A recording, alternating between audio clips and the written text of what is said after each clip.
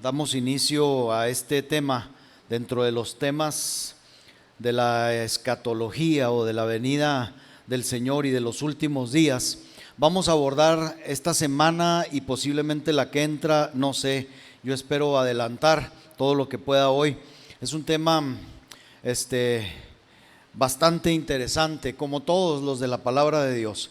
Es titulado, ustedes ya tal vez lo vieron por ahí en el grupo, en Facebook, en la página de la iglesia, el gran trono blanco, el gran trono blanco.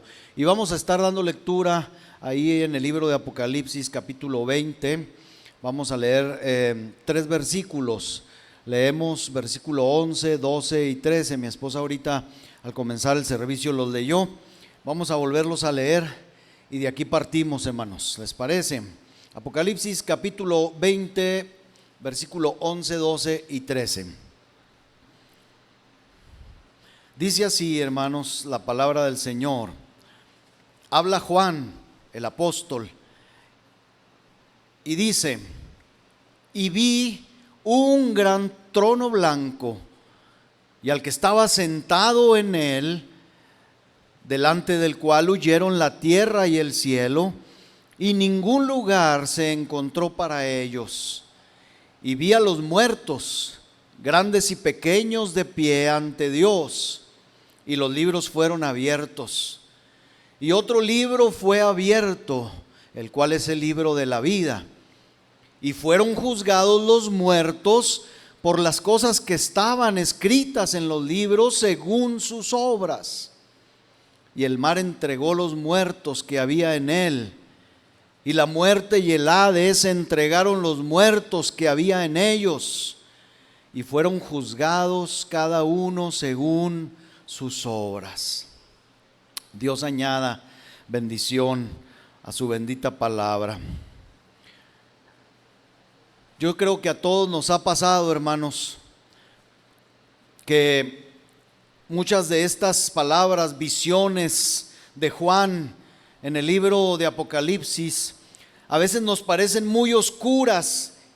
¿Qué quiero decir con oscuras? Que son muy difíciles de entender. Y aunque posiblemente se pudieran justificar que el hombre que está seguro de su propia salvación, pues pase sus días esforzándose en interpretar estas visiones maravillosas, reveladoras. Si estamos seguros de que no sería una tarea benéfica o beneficiosa para las personas no salvas tratar de entender estas cosas, para los incrédulos. ¿Por qué? Porque simple y sencillamente no han sido confirmados todavía en las cosas más básicas en cuanto a la fe. Y perderían el tiempo, yo creo, en especulaciones. Yo lo voy a decir por mí mismo, antes de ser cristiano, yo perdí el tiempo tratando de descifrar, yo se los he comentado, el significado del 666, del número de la bestia. Y yo creo que a muchos les pasa o les pasaría si tratáramos de descifrar qué quiere decir el pequeño cuerno de Daniel, ¿verdad? Capítulo 7. Yo creo que para la gente inconversa le sería mucho más provechoso conocer al Señor Jesús en su poder salvador que fabricar una ingeniosa teoría acerca de estos temas, ¿verdad? Pero ¿sabe qué, hermano?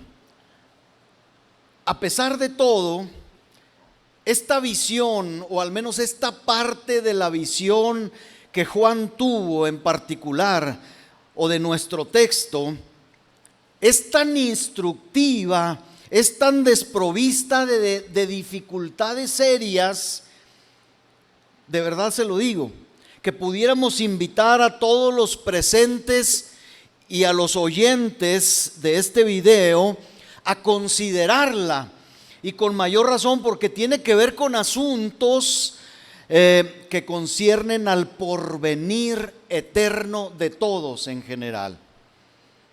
Puede ser que si Dios, el Espíritu Santo, ilumina nuestra fe en esta mañana para mirar también nosotros y ver un poquito este gran trono blanco y quién es el que está sentado en él. Pudiéramos obtener tal bendición, hermanos, de esta visión, que hagamos retumbar los arcos del cielo con una gratitud eterna, ya que fuimos traídos a este mundo, hermano, para un día poder ver estas maravillas que Juan nos revela y nos enseña aquí. Y al hacerlo, le puedo asegurar que no temeremos verlo en aquel día, cuando el juez tome su sitio y los vivos y los muertos sabremos de él. Entonces, este pasaje no es un pasaje muy difícil, es un pasaje que si lo leemos 2 veces sabemos a qué se refiere. Entonces, primero, hermanos, sin más preámbulo introductorio, intentaremos explicar lo que Juan vio en esta visión. Luego, tal vez la semana entrante, en segundo lugar, trataremos de exponer el efecto de esta visión, o qué produce esta visión si los ojos de nuestra fe se fijan en esa visión. Bueno, empecemos por lo primero. Quiero pedirles, hermanos, su más profunda atención para considerar esto que Juan vio.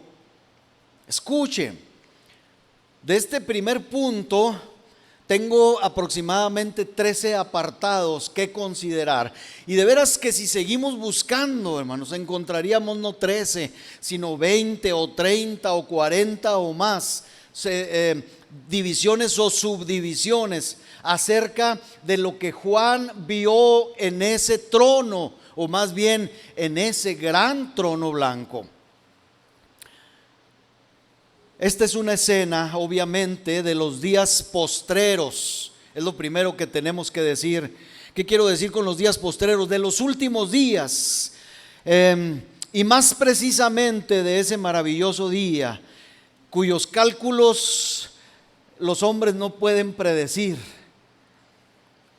porque como ladrón sigiloso, así lo dice la Escritura, se va a escabullir en medio de la tenebrosa sombra de la noche para encandilar con su presencia la aún más tenebrosa vida de los hombres.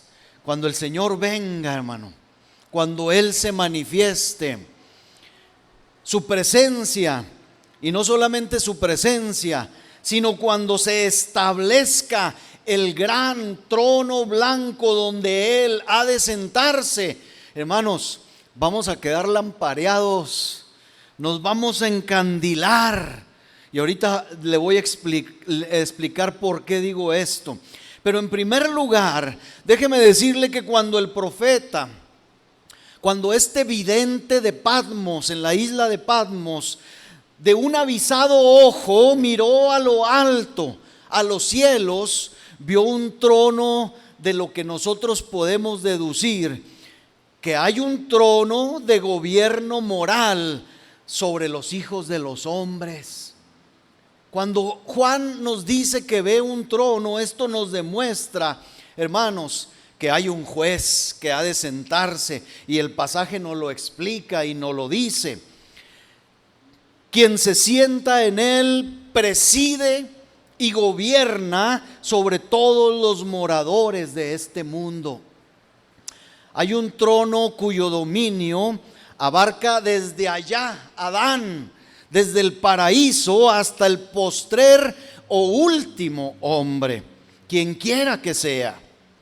Esto quiere decir, hermanos, para que vaya abriendo su panorama en todo lo que hagamos, en todo lo que digamos, en todo lo que pensemos. Esto nos lleva a pensar que no estamos sin gobierno, hermanos, que no estamos sin gobernante, que no estamos sin legislador y sin juez, como a veces llegamos a pensar en medio de la crisis y los aconteceres mundiales. ¿Cuántas veces, hermanos, nos dejamos llevar con la corriente de este mundo en algún acontecer mundial catastrófico y decimos, híjole, es que qué terrible catástrofe.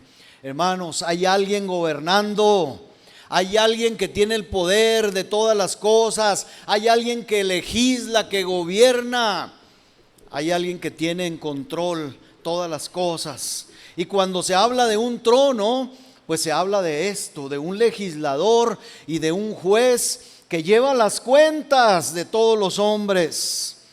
Este mundo no ha sido entregado para que los hombres hagamos en él lo que queramos hacer, sino que hay un legislador, hermanos, hay un vengador y hay alguien que un día otorgará recompensas o impondrá castigo según hagamos. El pecador en su ceguera mira, pero como no puede ver el trono, entonces dice, viviré como me dé la gana, pues no hay nadie a quien deba rendir cuentas. Pero Juan, hermanos, aquí con un ojo iluminado vio claramente un trono y a un gobernante personal sentado en él, que estaba allí para exigir de sus súbditos la rendición de cuentas. Yo no creo que esto sea difícil de entender, ¿verdad? Ni para nosotros menos, tampoco para los que no creen en Jesús y que puedan estar escuchando este video hoy. Cuando nuestra fe mira a través de la lente de la revelación, habrá de mirar también el trono de Dios. Y sería muy bueno que así fuera también para nosotros, hermanos, que sintiéramos más plenamente la influencia de ese trono y de ese juez omnipresente. Todavía, hermanos, como creyentes, a veces nos atrevemos u osamos pensar y actuar como si Dios no viera nuestras acciones, como si Dios no leyera nuestros pensamientos, como si Dios, hermano, no oyera nuestras palabras. Entonces, qué bueno es poder, hermano, meditar, así como Juan, hermano, vio y quedó sorprendido. Nosotros podamos meditar en esto del trono de Dios y del gobernante y juez que se ha de sentar en ese trono. Que Jehová reina, es verdad, hermano. Siempre Jehová reina, y es verdad en todo momento. Hay un trono sobre el que reina el Rey eterno, el inmortal, el invisible. El mundo es gobernado por leyes establecidas y mantenidas en vigor. Escuche esto, por un legislador inteligente, hermanos.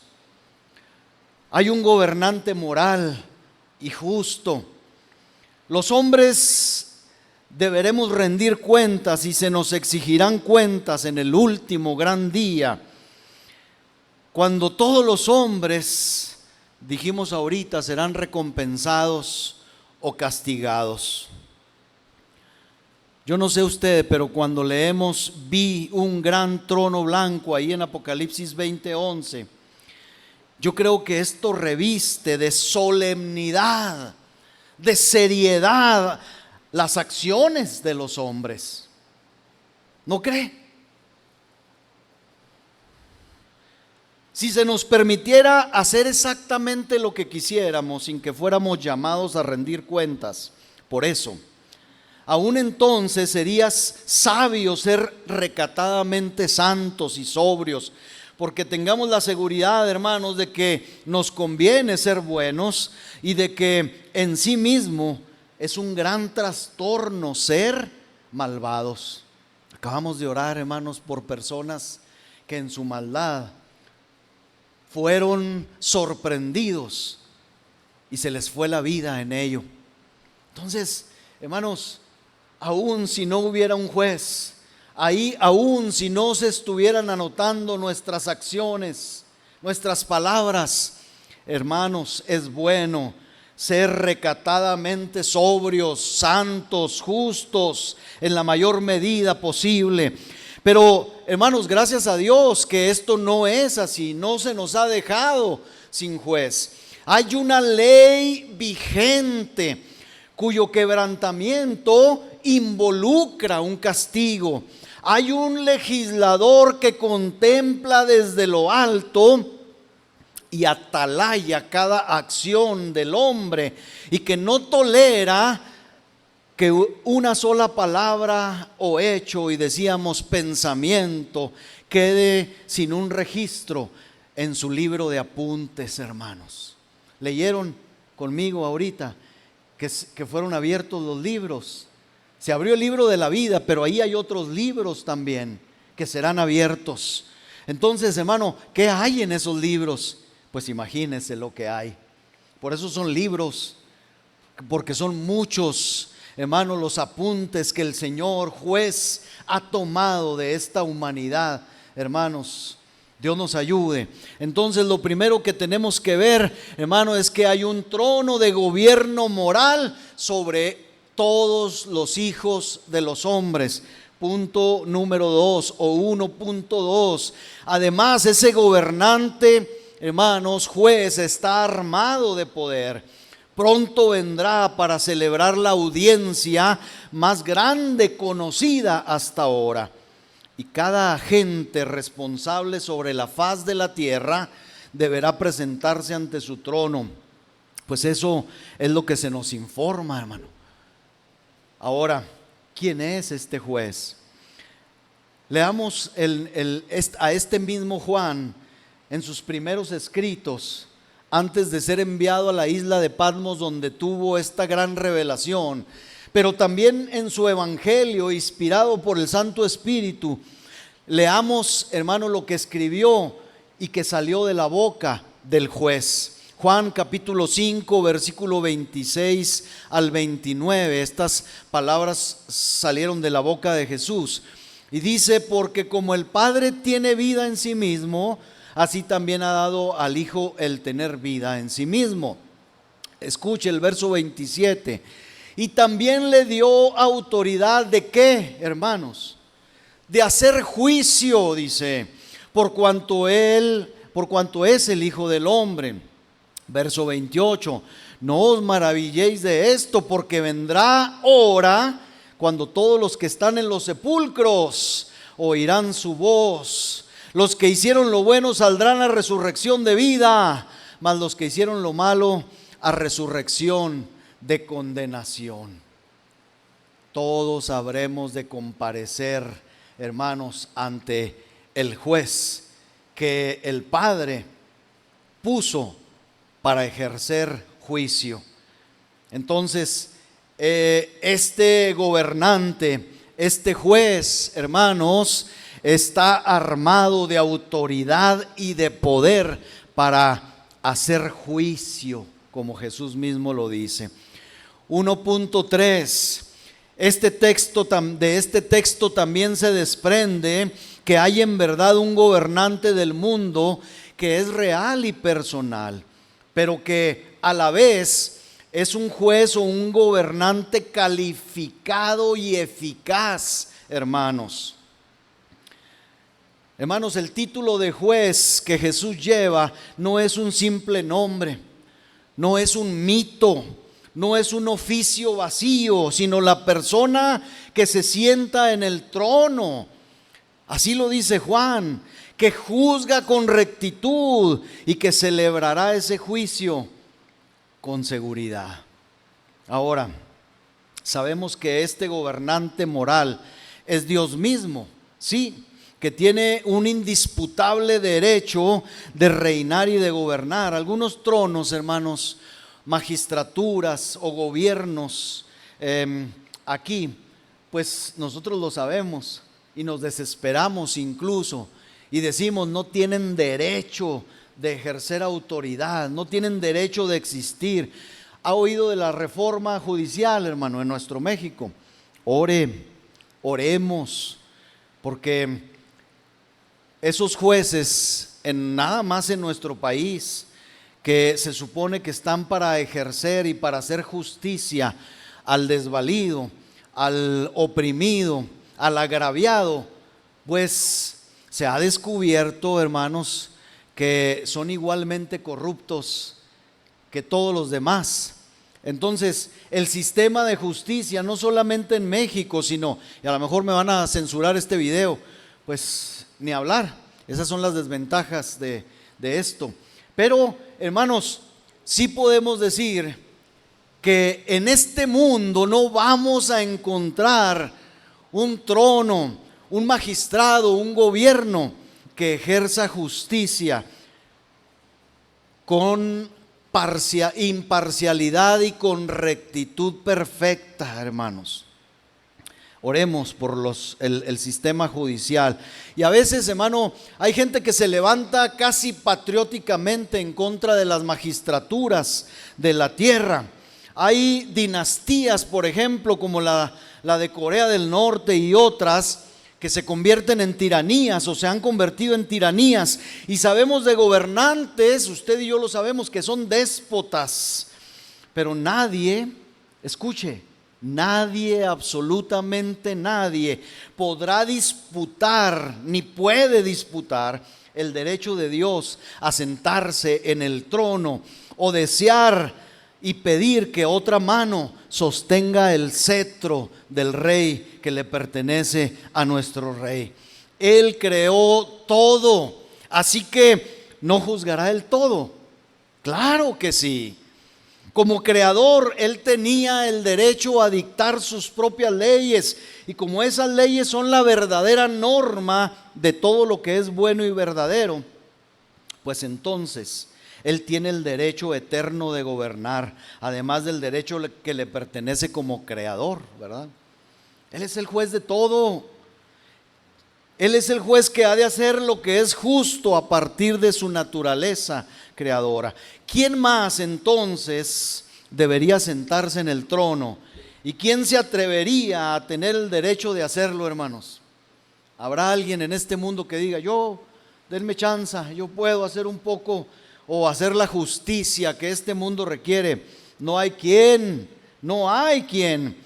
Él puede retar a todas sus criaturas y decirles, como lo dijo en Isaías capítulo 45 del verso 5 en adelante: yo soy Jehová y ninguno más hay, no hay Dios fuera de mí. Yo te ceñiré, dice, aunque tú no me conociste, para que sepa desde el nacimiento del sol y hasta donde se pone, versículo 6, que no hay más que yo Jehová, y ninguno más que yo. Y el versículo 7 dice que formo la luz y creo las tinieblas, que hago la paz y creo la adversidad. Yo Jehová soy el que hago todo esto. Y aquí, hermano, mi mente se eleva y digo, caray, entonces cuando hay guerras, el Señor lo está permitiendo, o se le ha escapado, hermano, aquellos gobernantes. No, hermanos, no se le escapa. Entonces tenemos que pedir a Dios por paz, porque Él es el que puede hacer la paz, como puede permitir la adversidad, ¿verdad? Así que si Él revela el trueno de su poder, sus criaturas, fíjese, deben reconocer en silencio que solo Él es Dios. Nadie puede aventurarse a decir que este trono no está cimentado en justicia. Nadie puede atreverse a decirlo, porque Él es el creador. Él hizo las leyes del universo. Él hizo todas las cosas y por lo tanto Él tiene el derecho. ¿Sí? Es un gobernante y un juez calificado y eficaz. 1.4. Además, hay algunos tronos en los que sus reyes o gobernantes, jueces, por justos que sean, carecen de poder. Pero este no es el caso del Rey de Reyes, hermanos. Constantemente vemos pequeños príncipes cuyas coronas son tan inapropiadas para sus cabezas que son a veces incapaces de mantenerlas sobre sus frentes. Escuchó hace unos días de una nación allá de Sudamérica, hermanos, que hubo un golpe de estado, o quiso haber un golpe de estado. Hermano, podemos encontrar un sinfín de cosas indignas en los gobernantes, en los jueces, en los que deben ejercer justicia, ¿verdad? podemos encontrarlas y las encontraremos. Pero nuestro Dios tiene tanto poder invencible como una justicia infalible. ¿Quién se le enfrentará a Él en la batalla? ¿Acaso la hojarasca desafiaría al fuego, o la cera iría a la guerra en contra de la lumbre, hermano, en contra de la llama? Esta comparación, hermano, es precisa, porque eso es lo que se hace a veces cuando alguien se levanta, como dice el Salmo, que muchos se amotinan y muchos reniegan de Dios, pero por más que renieguen, hermanos, es como si la cera hiciera la guerra contra el fuego. Así lo dice precisamente Israel al depositar su confianza, o cuando depositaba su confianza en este Dios, juez justo, cuando levantaba el campamento. Lo hizo por 40 años seguidos, hermano. Israel iba y se establecía en un lugar en el desierto, y entonces invocaba a Dios y hacía una oración precisa. Y cuando se iban a mover, mencionaban o declaraban el Salmo 68. ¿Y qué dice el Salmo 68? No lo vamos a leer todo, pero hace una comparación precisamente certera de quién es el que gobierna, no solamente a Israel, sino a todos, amigos y enemigos. Y dice el Salmo 68:1, Israel se levantaba y le decía a Dios: levántese Dios, sean esparcidos sus enemigos. Israel decía: Señor, vamos a movernos de aquí y vamos a enfrentar muchos enemigos, levántate con nosotros. Y luego decía: huyan de su presencia los que le aborrecen. Pero Israel sabía y declaraba: como es lanzado el humo, los lanzarás. Como se derrite la cera delante del fuego, así perecerán los impíos delante de Dios. Hermanos, y es que Dios, nuestro Dios, el juez que se ha de instalar en ese trono, puede pisotear fácilmente a sus enemigos cuando se disponen para combatir contra Él. El Salmo 104, versículo 32, dice que Dios mira a la tierra y la tierra tiembla. Dios toca los montes y los montes humean, dice ahí. El Salmo 74, versículo 13 al 15 dice: dividiste el mar con tu poder, quebrantaste cabezas de monstruos en las aguas, magullaste las cabezas de Leviatán y lo diste por comida a los moradores del desierto. El versículo 15 dice: abriste la fuente y el río, secaste ríos impetuosos. Decíamos ahorita, ¿se acuerda? De que a veces decimos, es que este fenómeno de la naturaleza. No, no es un fenómeno de la naturaleza. Es Dios controlando, es Dios deteniendo, es Dios enviando vastamente lluvia en ciertos lados y en otras deteniéndolos como con cielo de bronce, dice la Escritura. Es Dios, este Dios es el que se habrá de sentar en este gran trono. El Salmo 104, versículo 4, si quiere un poquito más, dice: el que hace a los vientos sus mensajeros. Y ahí estaban hace unos días y todavía están algunos diciendo: ahí vienen los vientos de, ¿cómo se llama? Beril, ¿o cómo se llamaba? Beril. Ahí vienen los vientos de Beril. Son los vientos de Dios, hermano. Él hace a los vientos sus mensajeros y a las flamas de fuego sus ministros. Así que entendamos, pues, todos los moradores de la tierra, que por su mandato existe el día y por su voluntad la noche cubre la tierra. ¿Quién detendría su mano o le diría: ¿qué haces?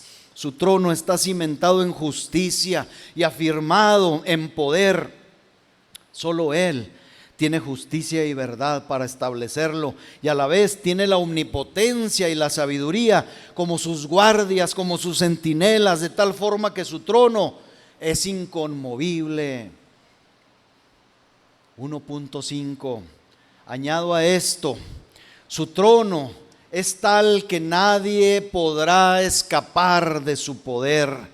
El trono de Dios es revelado en el cielo, donde ángeles que adoran y seres que ahí están, dice Juan, arrojan sus coronas delante de Él.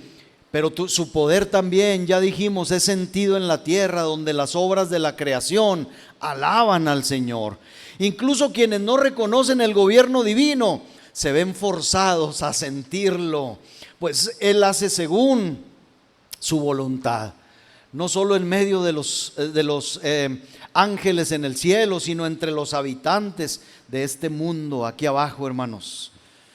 El infierno, no sé si leyó, hermano, que el Hades, el infierno, el mar, todos habrán de presentar a los muertos delante de este trono y delante de este juez que habrá de juzgar. El infierno, pues, quiere decir, siente el terror de este trono y de su juez. Esas cadenas eternas de fuego, esos tormentos indecibles, son por causa de que cae sobre ellos la terrible sombra, fíjese bien, del trono de la deidad.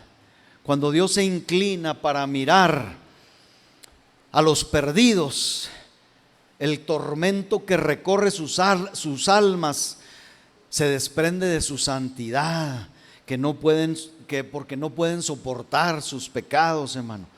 La influencia de ese trono entonces se encuentra en todos los mundos en los que moran los espíritus y ejerce el poder en los dominios de la naturaleza, hasta la naturaleza inanimada. ¿Qué quiero decir con esto, hermanos? Cada hoja que se marchita en el bosque deshabitado y oscuro tiembla por orden del Todopoderoso, y cada insecto que habita en los insondables mares siente y reconoce la presencia del Rey y del Juez omnipotente. Así que entonces, si tal es el trono y tal es el juez que vio Juan, veamos cuán imposible será que alguien sin Cristo escape de su juicio. Cuando el gran día del juicio final sea proclamado y el juez emita sus edictos, ordenándoles que comparezcan, imagínense, ¿a dónde podrán huir los enemigos de Dios? ¿A dónde? Si una presuntuosa falta de vergüenza pudiera llevar a un pecador, hermanos, a los cielos, la diestra de la santidad los echaría de allí. Pero también, si un pecador quisiera esconderse bajo la ola más profunda del infierno en busca de una tumba protectora, déjeme le digo, la izquierda de Dios los arrancaría del fuego para exponerlos a la luz más fiera de su trono y de su rostro. ¿Qué quiero decir? Quiero decir que no habrá lugar ni refugio que proteja del Altísimo. La luz de la mañana no podrá transportar al fugitivo de la justicia divina tan rápida, tan velozmente como para lograr escapar del perseguidor todopoderoso. No podrán, ni tampoco el rayo fugaz puede viajar tan rápidamente como para hacer escapar de su mano de largo alcance, hermanos.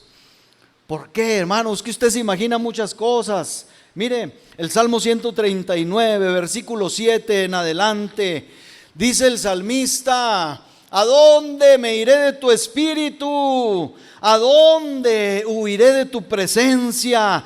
Si subiere a los cielos, allí estás tú. Y si en el Seol hiciere mi estrado, en la tumba, allí tú estás.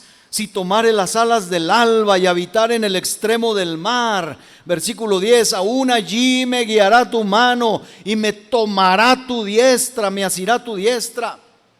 11, si dijere ciertamente las tinieblas me encubrirán, aún la noche resplandecerá alrededor de mí. Versículo 12, aún las tinieblas no encubren de ti, y la noche resplandece como el día. Lo mismo te son las tinieblas que la luz. El ojo de Dios, hermano, todo lo ve.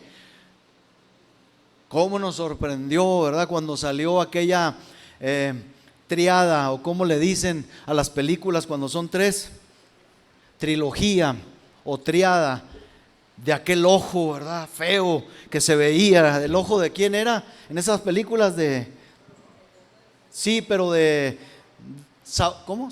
Sauron o Saurón. Qué feo, se veía.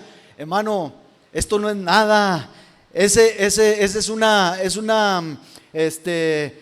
charra, es un cuento de niños. Porque el ojo, hermano, del juez sí lo ve todo. El ojo del juez, como acabamos de leer, hermano, no deja a nadie sin escudriñar.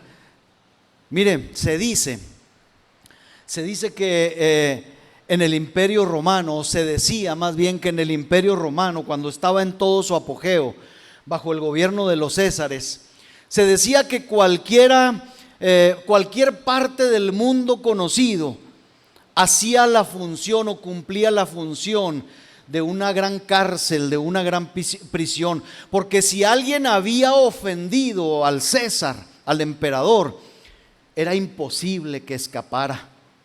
Si atravesaba ese infractor de la ley los Alpes, ¿acaso no podía César, decían, hallarle en Francia, en Galia? Hermano, el Imperio Romano estaba tan extendido que no había escapatoria. ¿Me entiende? Sin embargo, hermanos, algunos cuantos, usted y yo lo sabemos, y la historia nos dice, nos cuenta historias de fugitivos que lograron escapar de la mano y del poder de los césares romanos, ¿sí? Ocultándose tal vez en las madrigueras o en las cuevas de la tierra. Pero, oh pecador, déjame te digo algo, no es posible ocultarse de Dios. Los montes no podrían encubrirte de Él, e incluso si ellos lo quisieran, las rocas tampoco podrían esconderte, aunque tuvieras pacto con ellas. Veamos entonces también nosotros, amada iglesia, cómo es que debe sacudir la visión de ese gran trono con terror nuestras mentes también, cimentado en la justicia, sostenido por el poder y siendo universal en su dominio. Miremos todos y veamos el trono que Juan contempló ese día. Vea el trono, hermano. Apocalipsis 20:11, por favor, otra vez. 1.6, porque este es apenas el comienzo de la visión. Porque Juan dice, y vi un gran trono. ¿Cómo era este trono? Era blanco, dice Juan. El texto nos dice que era un trono blanco. Y quisiera llamar su atención, hermanos, a ese hecho, a que el trono es blanco. ¿Por qué se hace énfasis en su blanco color? ¿O por qué se hará énfasis en su blanco color? Bueno, ¿acaso no es el blanco, hermano, o el blanco no indica pureza inmaculada? La Biblia dice, hermano, que cuando el Señor se transfiguró allá en aquel monte delante de Pedro, Juan y Jacobo, y donde estuvo Elías y Moisés, el Señor se transfiguró y sus vestiduras eran tan blancas que ningún lavador podía hacerlas de ese blanco. El blanco es símbolo de pureza, hermano, de no reprensión, de no tacha, de no mancha. Entonces, hermano, si el trono es blanco, ¿qué nos dirá? Yo creo, hermano, en primer lugar que no se va a poder, como ya dijimos, encontrar ningún otro trono, ni aquí ni en ningún otro lugar, como el trono blanco que el Señor establecerá. Si hemos leído la Escritura, sabemos que aún el trono ejemplar de algunos reyes, y vamos a referirnos al que más nos gusta y nos enamora, ¿Quién es el rey, hermano, que nos enamora en la Biblia? David. Oiga, David, pastorcillo al principio, pero valiente en las batallas, derrotando al gigante aquel Goliat, y después de esto, con una humildad, soportando las penas y gobernando hasta cierto grado con mucha rectitud.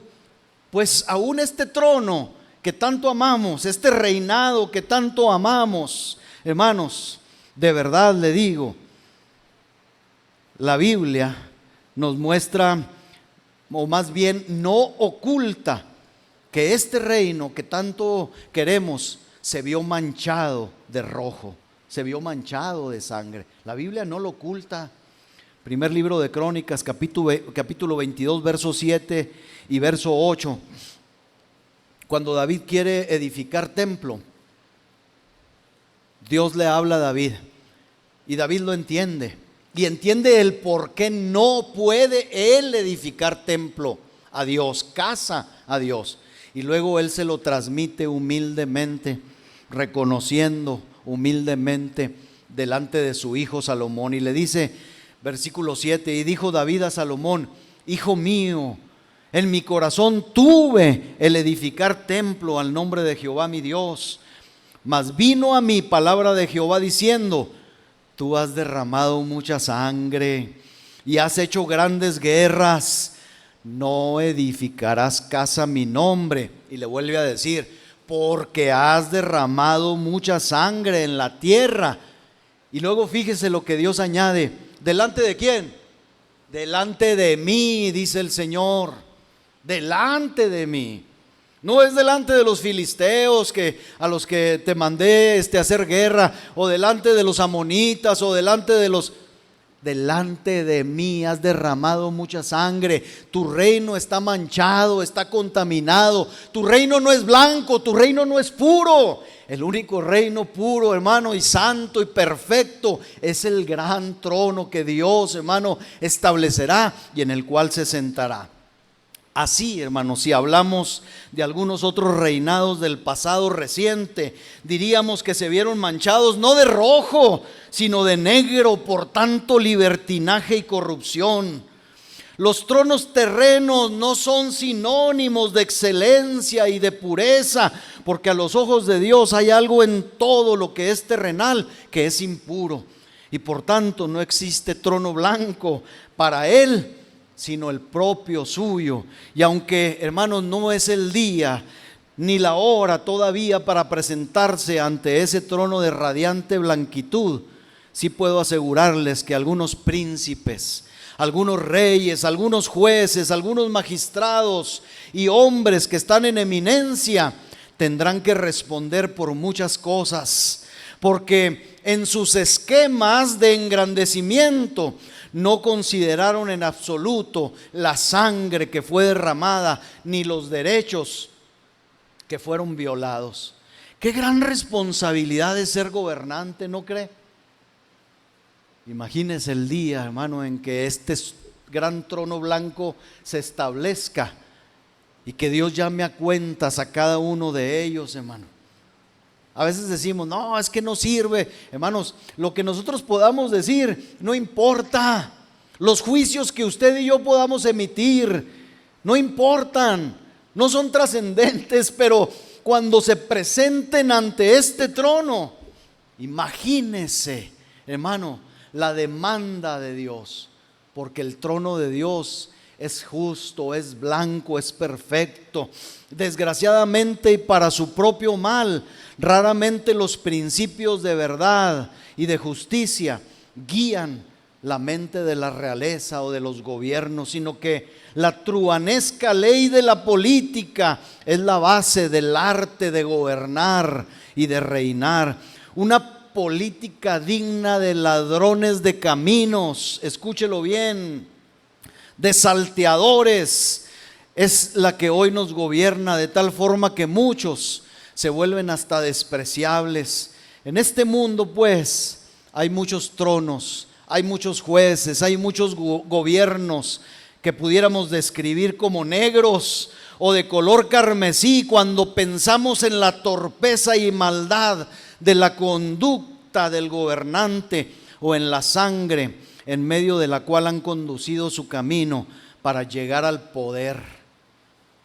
Parece, hermanos, que para ser gobernante hoy en día, en nuestro tiempo, hemos de volvernos asesinos, ladrones, perversos, de vivir en el contubernio, en la mentira, en el deshonor, y entonces puede ser un gobernante y adquirir un gran puesto. Pareciera que esta es la regla, pero el trono al que nos estamos refiriendo es un gran trono blanco, un trono de una monarquía consagrada que no está manchada con sangre ni contaminada con injusticia. Entonces, ¿es blanco por la pureza solamente del trono? Pregunto.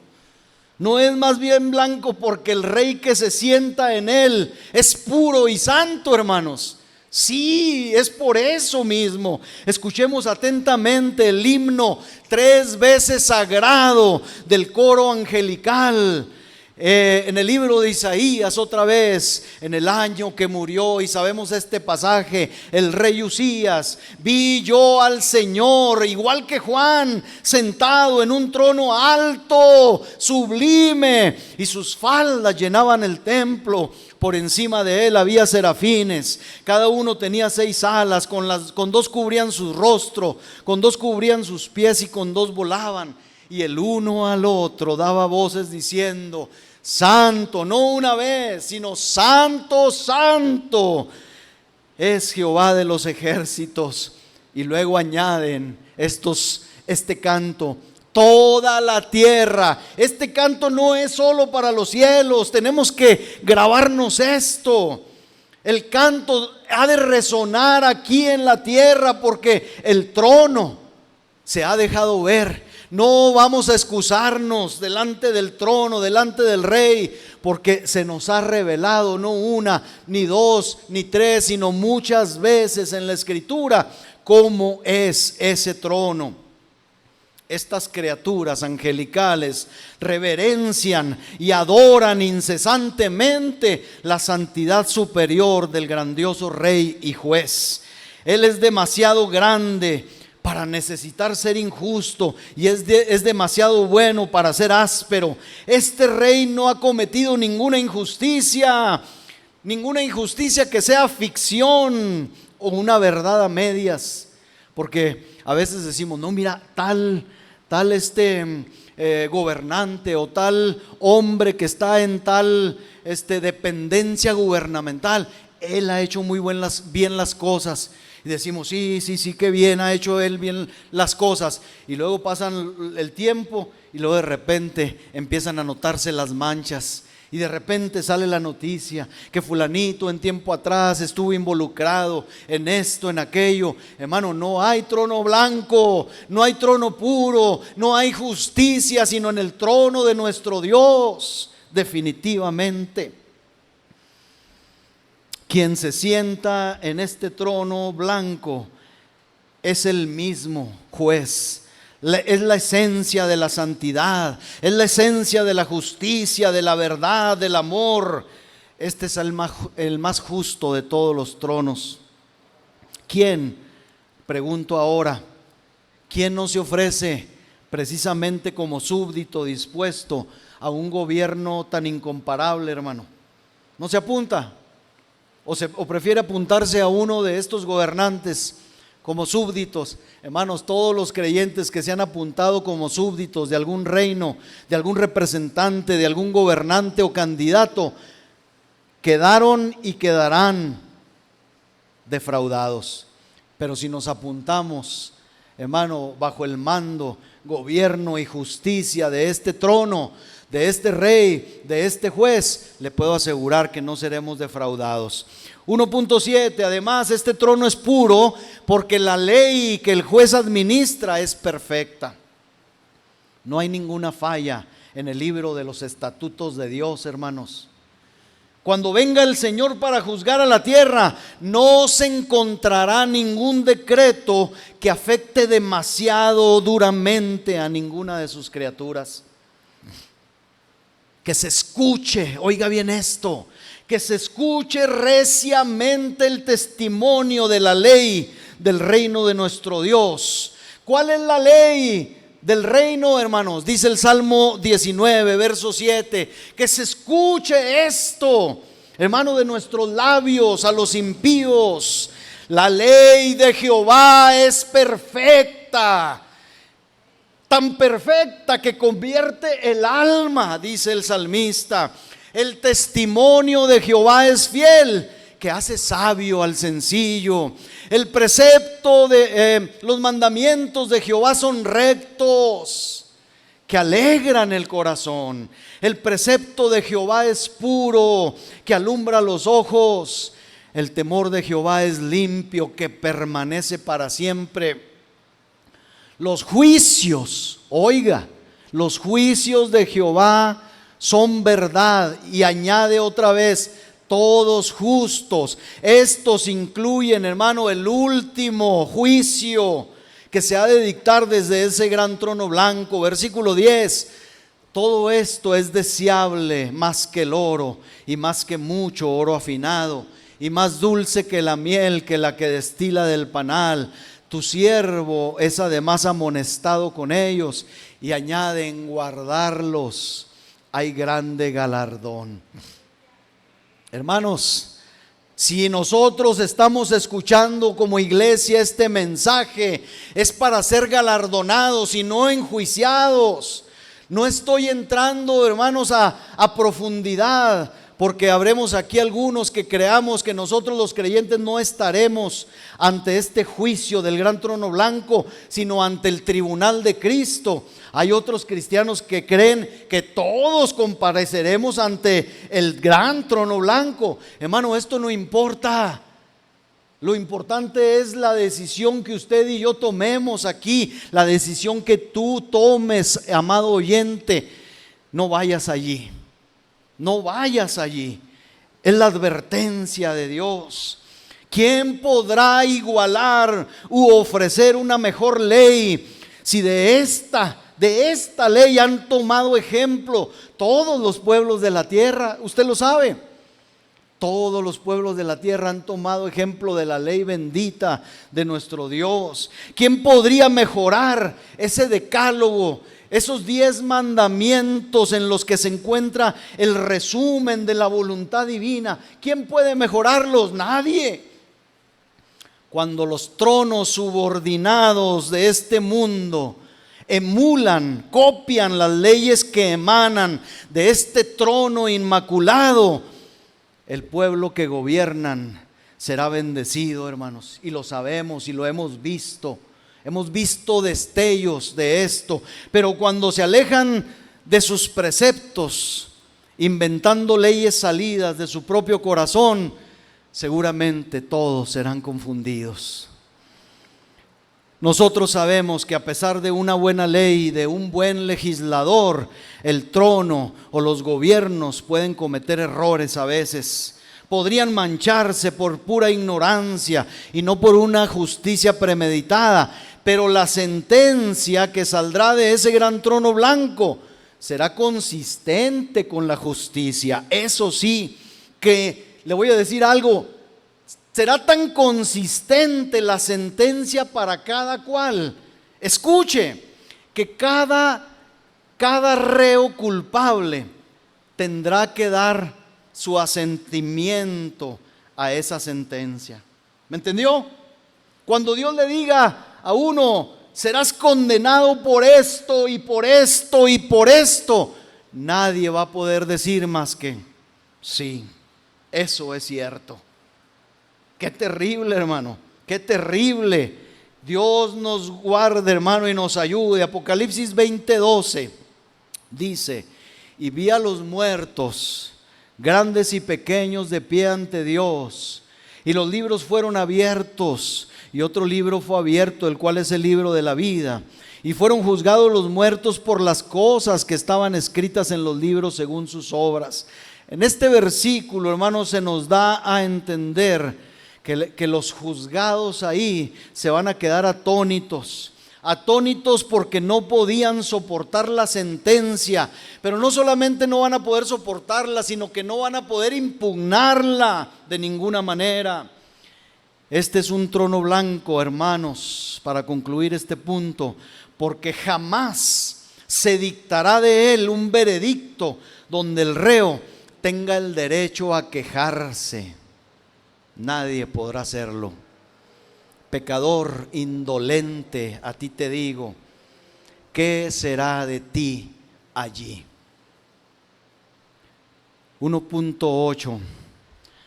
Se puede pensar o deducir también que este trono es un trono blanco para indicar que será eminentemente llamativo, conspicuo, eso quiere decir conspicuo, llamativo, sobresaliente. Es blanco porque ha de sobresalir sobre todo lo que se vea en ese día.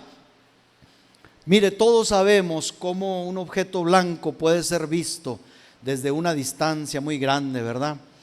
Todos hemos observado alguna vez en las montañas atestadas de verdes pinos, allá a lo lejos sobresale una cabaña blanca, destacada notablemente por su color, cosa que no habríamos percibido, hermanos, si fuera de color gris o del color de la tierra o del color de la piedra. Pero si está pintada de blanco, podremos verla así de inmediato, pues las paredes blanqueadas atraen nuestra mirada. Cuando Juan dice y declara que él vio un gran trono blanco, está diciendo que será un trono tan llamativo que todos los millones que están muertos, pero que se levantarán al sonido de la trompeta final, todos ellos lo verán, y no será posible que un solo ojo se cierre frente a ese espectáculo. Habremos de verlo, hermanos. Será una visión tan impactante que nadie podrá impedir su presencia ante nosotros. Todo ojo le verá, porque aún los ojos de los ciegos se abrirán, y los que no tuvieron ojos les serán dados para contemplar el sobresaliente trono blanco de Dios. 1.9. Tengo un poquito de tiempo. Muy probablemente también es llamado trono blanco debido a que representa un convincente contraste, como ya decíamos ahorita un poco, con todos los colores de esta vida humana pecaminosa. Allí, hermanos, está la multitud reunida, pero ahí está el trono blanco.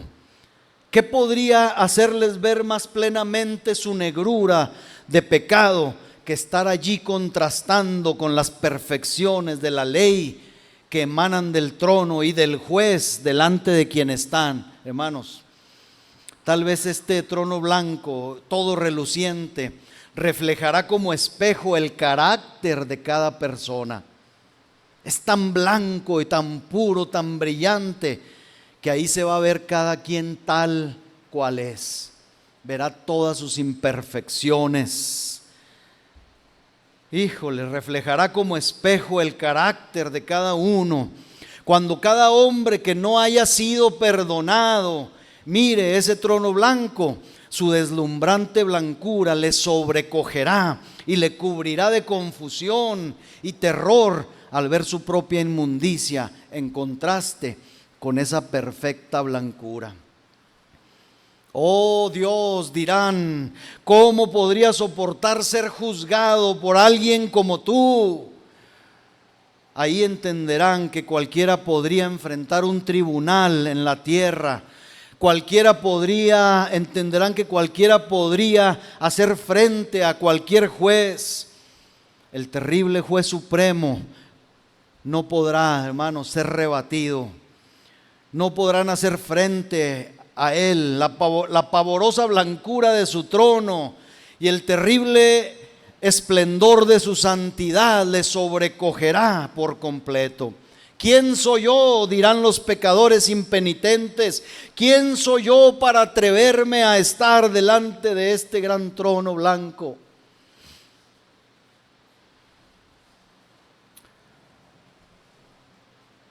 Un punto más, 1:10.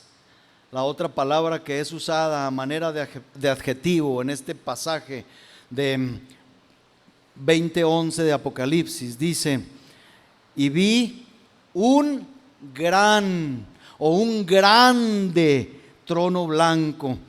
Se trata de un grande trono, hermanos, y casi no es necesario que se diga que es llamado un gran trono blanco debido a la grandeza de aquel que se sienta en él, ¿verdad? Mire, hemos escuchado de la grandeza de Salomón, pero él no era sino un príncipe insignificante, hermanos.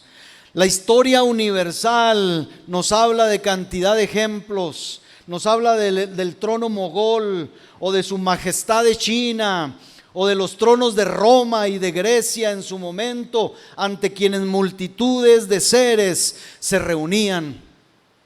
Déjeme le digo, todos esos, decimos Alejandro Magno, el grandísimo Alejandro, no son nada, no son nada, son meros representantes de asociaciones de langostas o de las langostas del mundo, que son como nada ante los ojos del Señor Jehová. No lo digo yo, lo dice la misma escritura, Isaías capítulo 40, verso 15 al 17. He aquí que las naciones le son como la gota de agua que cae del cubo, y como menudo polvo en las balanzas le son estimadas. He aquí que hace desaparecer las islas como polvo. 16, ni el Líbano bastará para el fuego, ni todos sus animales para el sacrificio. Verso 17, como nada son todas las naciones delante de él, y en su comparación serán estimadas en menos que nada, y que lo que no es. Verso 21 de ese mismo capítulo, pregunta el Señor: ¿no sabéis? ¿No habéis oído? ¿Nunca os lo han dicho desde el principio? ¿No habéis sido enseñados desde que la tierra se fundó? Verso 22, el que está sentado sobre el círculo de la tierra, cuyos moradores son como ¿qué? Como langostas. Él extiende los cielos como una cortina, los despliega como una tienda para morar. Verso 23, él convierte en nada a los poderosos y a los que gobiernan la tierra hace como cosa vana. Verso 24, como si nunca hubieran sido plantados, como si nunca hubieran sido sembrados, como si nunca su tronco hubiera tenido raíz en la tierra. Tan pronto como sopla en ellos Dios, se secan y el torbellino los lleva como hojarasca. ¿Qué dice esto? ¿Qué nos enseña? Un trono ocupado por un mortal no es sino una sombra o menos que una sombra del verdadero dominio de nuestro Rey. Pero este será un gran trono blanco, porque en él se sentará el grandioso Dios de la tierra, del cielo, del infierno, el Rey eterno, el inmortal, el invisible, que juzgará al mundo con justicia y a su pueblo con equidad. Créalo. 1:11, Apocalipsis 20:12. Tengo 5 minutos, hermano, discúlpeme. Y vi a los muertos, dice, grandes y pequeños. Hermano, esto no habla mucho de edad, pero sí habla de rangos. Escuche, vi a los muertos grandes y pequeños de pie ante Dios, y los libros fueron abiertos, y otro libro fue abierto, el cual es el libro de la vida, y fueron juzgados los muertos por las cosas que estaban escritas en los libros según sus obras. Sabemos pues que este era un gran trono blanco cuando recordemos, o vamos a saber cuando veamos a los delincuentes que serán presentados delante de él. Hermanos, esa multitud no habla de un puñado de criminales, sino habla de un grupo de millones. Muchos pueblos habrá en ese valle de la decisión, y no todos ellos pertenecen a las clases menos relevantes. No solamente se tratará de siervos y esclavos los que se presenten ahí, cuyos cuerpos miserables descansarán de sus opresores en la silenciosa tumba. No se trata, hermano, de las clases sociales, de los pequeños que dice aquí, solamente que se han de presentar, sino que los grandes de la tierra, no en edad, hermano, entendámoslo, estarán allí. No solamente estará allí el pisoteado siervo de los campos que trabajaron por nada y a quien les pareció dulce morir. ¿Cuántos, hermano, hemos visto que gente, hermano, dice, ya lo que quiero decirme, he sufrido tanto, han abusado tanto de mí? Sino que también, hermano, no solamente este pasaje habla de ellos, sino que también estarán allí sus tiranos señores. Aquel tirano señor que prosperó a costa de los trabajos de esos pobres que no recibieron recompensa. No únicamente estarán las multitudes que marcharon a la batalla a la orden de su comandante y, hermano, que cayeron por las balas y las bombas, sino que estarán allí los emperadores y los reyes que planearon el conflicto. Estarán allí cabezas coronadas, que entonces no serán mayores que las cabezas sin coronas. Hombres que fueron semidioses entre sus semejantes se mezclarán con sus esclavos y serán tan envilecidos como ellos. Cuán maravillosa procesión, hermanos, se verá. Cuán imponente es para el corazón la imaginación de todo esto. Cuán pomposa aparición. Escúcheme, amigo oyente, ahora viene el día en que todos por igual, las multitudes impenitentes serán puestas en igualdad de condiciones, porque el grandioso nivelador se ha sentado en su trono y los colocará ahora a todos en igualdad de condiciones. La muerte ya los habrá colocado en una tumba por igual y en el polvo también sin distingo, y ahora el juicio los ubica frente al mismo tribunal para recibir la sentencia de uno que no tiene o que no teme, a ningún rey y que no se espanta ante ningún tirano, que no hace acepción de personas, sino que dispensa una justicia imparcial a todos los no arrepentidos. No vayas allí, amado oyente, escapa ahora, arrepentido del día que viene. Hermanos, debo terminar. Podemos nosotros, iglesia 1.12, imaginar también el cuadro. Podemos imaginar esto, hermanos. Apocalipsis capítulo 20, verso 13. Y el mar entregó a los muertos que había en él. La muerte, el Hades, entregaron los muertos que había en ellos, dice. Tierra y mar, piense. Tierra, mar, infierno, cubiertos de seres vivientes que una vez estuvieron muertos. El infierno estará vacío, escuche, temporalmente, y el sepulcro habrá perdido a sus víctimas, todos y todo reunido a la voz de aquel gran juez. Hermano, qué espectáculo será. Ahí veremos a Jerjes, soberano de Persia, en su trono, con 1,000,000 de seres desfilando delante de él antes.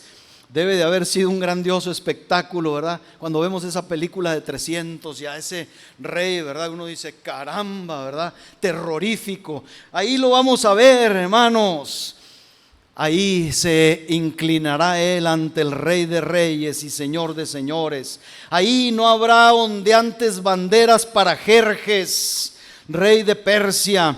No más habrá solamente las insignias de nuestro Rey y del Juez, de la majestad eterna, que serán esas: Rey de Reyes y Señor de Señores. Ahí, hermanos, no habrá lucidos cortesanos, sino ángeles con espadas flameantes congregados. No habrá sonido de tambores, ni el rugir de los cañones, sino el toque de la trompeta del arcángel y el tañer de millones de arpas y de millones de santos. Porque, hermano, yo creo que usted y yo estaremos expectando esto, pero no entre los enjuiciados, yo lo creo.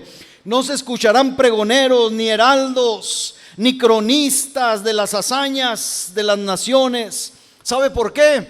Porque otros libros serán abiertos, otros datos se leerán, serán leídos. El mero oropel y las baratijas habrán ya desaparecido por igual, y en su lugar habrá el resplandor del rayo centellante de la mirada del juez. Cesarán los vítores, los hurras, las vivas, y se escuchará solamente el bajo profundo de la sentencia condenatoria del juez. Jesús, el varón de dolores, con todos sus ángeles, con él descenderá. La pompa del cielo será revelada en medio de los hijos de los hombres. Temblemos, hermanos, a una ante tal visión. Punto número último, 1:13. Será un gran trono blanco por causa de los asuntos que serán juzgados allí. Verso 12 y 13 de Apocalipsis. Vi a los muertos, grandes y pequeños, de pie ante Dios. Los libros fueron abiertos. Otro libro fue abierto, el cual es el libro de la vida. Fueron juzgados los muertos por las cosas que estaban escritas en los libros según sus obras. Y el mar entregó los muertos que había en él. La muerte y el Hades entregaron los muertos que había en ellos. Y otra vez, y fueron juzgados cada uno según sus obras. Esto, hermano, no será una mera contienda, un pleito por un juicio común o un litigio, por una propiedad o un pleito común. Las almas no arrepentidas serán juzgadas allí. El futuro eterno de esas almas estará en ese momento ya en vilo. No por un tiempo, no por un siglo, sino por siempre y para siempre. Sobre esas balanzas de ese trono penderá el infierno. A la derecha los creyentes gozaremos ya de un triunfo sin fin, pero ahí y ahora, ante ese trono blanco, los que quedaron a la izquierda están por recibir sentencia condenatoria definitiva. Confusión sin pausa, sin derecho a amparo alguno. El destino de cada hombre y de cada mujer impenitente, no arrepentidos, será determinado para siempre con este juicio final. Los creyentes, habiendo pasado ante otro trono, yo lo creo, ante el tribunal de Cristo, estaremos ya acariciando y midiendo el cielo y nuestra morada. Pero estos otros enjuiciados se preparan para sondear el infierno. Ese día, cuando se diga: venid, benditos de mi Padre, la iglesia gozará ya el principio de los días. Como los primogénitos, ¿se acuerda? En Egipto, en aquella famosa noche, sabemos que fueron preservados en cada hogar en el que el Cordero derramó su sangre. Y aquel día para Israel, hermano, fue como el principio de días o de los días para Israel. Pero para Egipto, la noche en que los primogénitos sintieron la espada del ángel vengador, fue el terrible comienzo de las noches eternas. Hermanos, yo me he fijado cuando alguien pierde a un ser querido, un hijo, cada año están recordando, cada año sienten el pesar, cada año. Imagínense, hermanos, aquellos condenados, el dolor, el pesar, la carga, hermano, de la condena, nunca de los nunca será quitada. Hermanos, todos los egipcios, pero sobre todo las muchas madres, contaban los años partiendo de aquella noche en la que pasó el destructor. Y así contarán los sentenciados que estén ante el gran trono blanco a lo largo de una terrible eternidad. Conclusión: no apartemos los ojos de este magnífico espectáculo, hermanos, hasta no haber visto a la gloriosa persona mencionada en las palabras de Apocalipsis 20:11.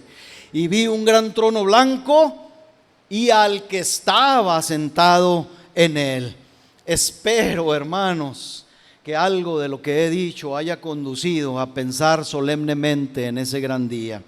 Y yo sé que no puedo hablar de tal forma como para alcanzar sus corazones, pero por favor, hermanos, piensen por un momento en aquel que estará sentado en el gran trono blanco. El único idóneo en todo el mundo se sentará en ese trono. ¿Será Dios? Claro que sí, pero escuchen atentamente. Este será también, hermano, el Hijo del Hombre. Porque Pablo, el apóstol, en la carta que escribe a los Romanos, capítulo 2, verso 16, dice: en el día que Dios juzgará por Jesucristo los secretos de los hombres conforme a mi evangelio. ¿Quién va a ser el juez, hermanos? Es Dios, es Cristo. Si los testigos de Jehová no quieren reconocer a Cristo, aquí hay uno de tantos versículos que dicen quién es el juez, quién es el Señor, quién es el Rey, quién es el Dios. El juez tiene que ser Dios, sí. ¿Quién sino Dios, verdad, sería capaz de juzgar a tantos seres y de juzgarlos con tanta precisión? El trono es demasiado grande para cualquiera, excepto para Cristo Jesús, hermano. El Hijo de Dios juzgará, y juzgará como hombre y como Dios. Y cuán apropiado es que así sea, hermanos. ¿Quién podría juzgar con un juicio equitativo de mejor manera que aquel que es hueso de nuestros huesos y carne de nuestra carne? Nadie, sino solo Él. Los pensamientos de muchos corazones, cuando Jesús estuvo aquí en la tierra, fueron revelados, fueron abiertos. Y ese mismo Cristo hará una exposición abierta a aquellos hombres no arrepentidos en el último gran día. Él los juzgará. Y yo sé que tú, amado oyente, puede tu corazón a través de este mensaje estar siendo descubierto. Más vale que te entregues hoy, que te arrepientas, que busques al Señor, porque un día tu corazón será revelado, pero no habrá ya más remedio, sino una sentencia condenatoria para ti. Una vez más, Él juzgará, discernirá los espíritus, descubrirá las junturas y el tuétano de cada ser, pondrá al desnudo los pensamientos y las intenciones del corazón. Así que una vez más, para terminar, hago un llamado a cada oyente. Puede ser el último llamado, por cierto. No permitas que nadie te engañe con la ilusión de que no serás juzgado. Las ovejas se presentaron ya delante del pastor separador, y al igual será ese día con los cabritos. Aquellos que usaron sus talentos fueron ya llamados a rendir cuentas, pero ahora es el turno y el llamado para aquellos que enterraron su moneda. Los justos no serán juzgados juntamente con los impíos. Y no voy a debatir en debates, valga la redundancia, en esto. Tengamos sí muy en claro que seremos juzgados y que la sangre y la justicia de Jesús son provistos todavía aquí y ahora para que encontremos misericordia para aquel día. Termino. Oh pecador, decide ahora, porque tu ruina estará segura cuando llegue el tiempo del juicio. No se requerirá de testigos, escúchame bien, para declararte culpable, porque el juez lo sabe todo. El Cristo al que desprecias hoy te juzgará mañana. el Salvador cuya misericordia pisoteaste, en la fuente de cuya sangre no quisiste lavarte, el despreciado y desechado entre los hombres, Él será quien dictará la justa sentencia contra ti, y la sentencia será esta, dice Lucas 19, 27. También aquellos mis enemigos que no querían que yo reinase sobre ellos, traedlos acá y decapitadlos delante de mí.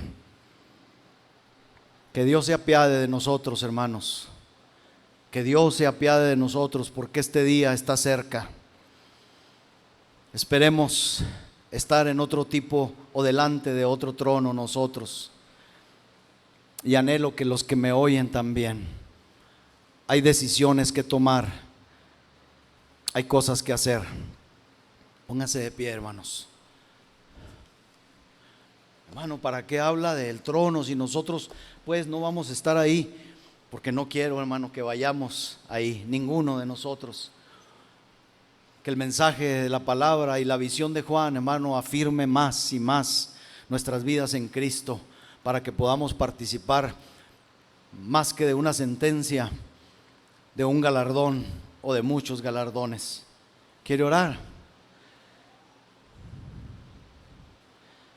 Hable con Dios. Si puede elevar su corazón y pensamiento a ese día, hágalo.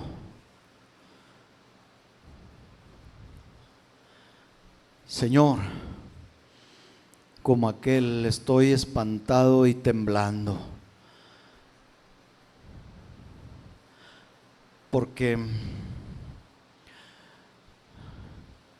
mi vida muchas veces, Señor, a pesar de la revelación entregada a mí en este bendito libro, no ha sido tomada en cuenta por mi alma. Las cosas aquí mostradas, Señor, a tu pueblo han sido tenidas en nada, Señor, pero esto no evadirá las cosas que están por suceder. Aunque yo soslaye y vea de reojo solamente los acontecimientos futuros que sucederán, Señor, habrán de suceder. Gracias, Señor. Yo no sé, Señor Juan, cómo es que vio esto, aunque sí puedo verlo. Hay líneas, Señor, que describen que Juan cayó como muerto y que tuvo que ser reanimado, Señor, por las manos angelicales y tu voz misma. Señor, reanímanos. Reanímanos, Señor, para tomar fuerza. Abre nuestros ojos, límpianos, quita toda ceguera, toda imprudencia, toda insensatez de tu pueblo. Permítenos ver, Señor, lo que Juan ya vio. No permita, Señor, que despreciemos, Señor, tu palabra, Señor, y menos la revelación de lo que todavía, Señor, está por cumplirse y que seguramente al pie de la letra se cumplirá. Señor, no permitas que ese trono blanco y que tu presencia como juez, Señor, sea para nosotros, Señor, condenatoria, Señor, y horrorosa o pavorosa a nuestro ver, Señor, sino que sea, Señor, el descanso para nuestras almas, la justicia verdadera, Señor, para todas las injusticias cometidas, Señor, en contra nuestra y en contra de tu iglesia y de tus santos. Que sea la respuesta para aquellos, Señor, que, Señor, han clamado por muchos años. ¿Hasta cuándo, Señor? ¿Hasta cuándo? Señor, pero que no seamos condenados, ni que seamos la respuesta, Señor, Señor, de la justicia de aquellos que claman ¿hasta cuándo? Mi Dios, Queremos verte con gozo. Queremos verte verdaderamente como nuestro Salvador aquel día. Y que el juicio, Señor, que se llevó, Señor, en la cruz del Calvario, sea, Señor, nuestro juicio total, suficiente y nada más. Dios, que así sea, que así sea. Te lo pedimos por Cristo, nuestro Señor, nuestro Salvador, y por ese nombre que será el juez de miles de millones no arrepentidos. Gracias, Señor, gracias, gracias, Dios mío, gracias.